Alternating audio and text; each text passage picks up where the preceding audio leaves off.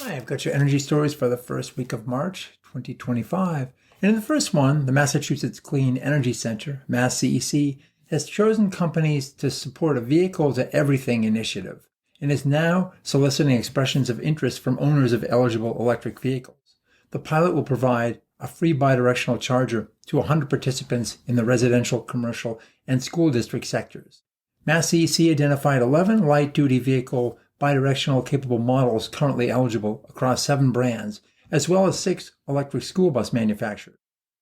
Nearly every electric bus out there today is bidirectional capable by design.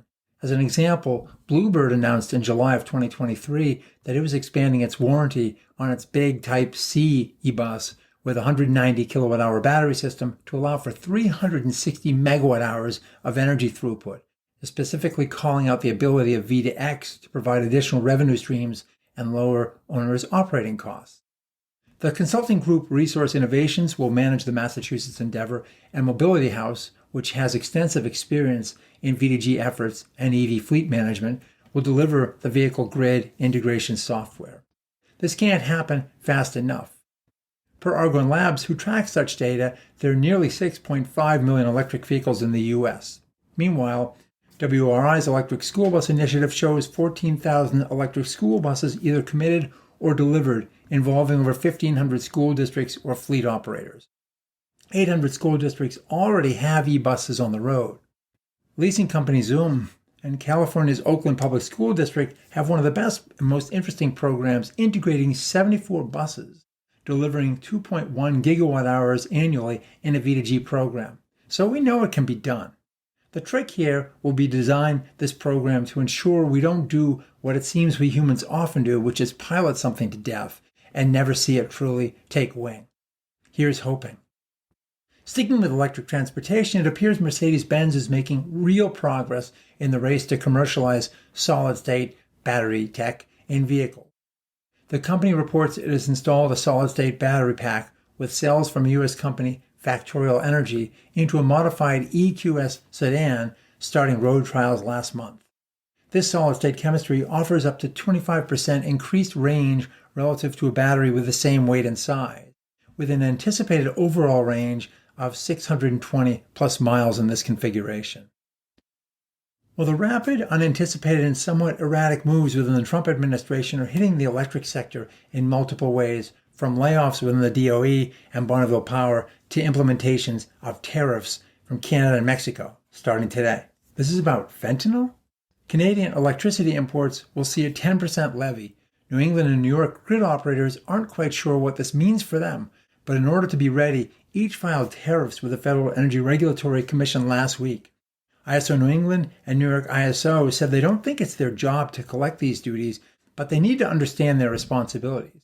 New York ISO commented, quote, "There is an urgent need for clarity and certainty regarding the recovery and allocation of potential duty-related costs," adding, "It is not yet clear whether imports of electrical energy from Canada are subject to the Canadian tariff order or, if they are, whether the New York ISO will be required to play any role in collecting or remitting duties," unquote. The added costs will certainly sting. Using data from the past 5 years, ISO New England estimated that a 10% to 25% tariff on Canadian electricity imports could amount to import duties of between $66 and $165 million annually.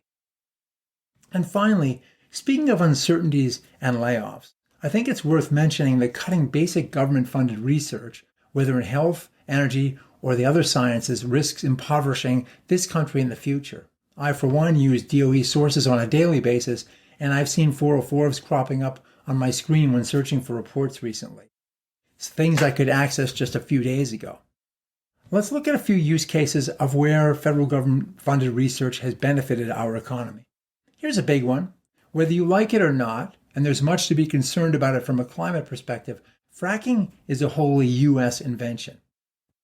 U.S.-sponsored research included multiple shale gas projects, including everything from three-dimensional microseismic imaging to advanced drill bit technology development, as well as close collaboration with the Gas Research Institute. In 15 years, shale gas production went from virtually nothing to about 2/3 of total U.S. gas output. Taxpayer money helped make that happen. and it continues with over a dozen field labs today focused on enhancing hydrocarbon recovery. Today, our monies also fund materials science development in our national labs, as well as critically important cybersecurity initiatives. Federal research fosters improvements in advanced geothermal technologies at the Forge project in Utah, modular nuclear technology research, including reactor physics, modeling, simulation, and safety analysis at Oak Ridge National Labs. The list goes on. Does the federal government need to be managed? Yes. Does our national debt threaten our future well-being? Yes, and it needs to be addressed.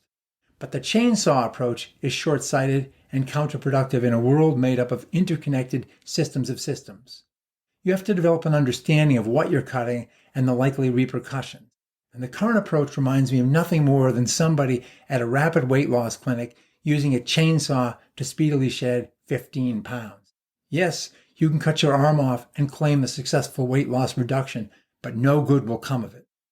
Thanks for watching, and we'll see you again soon.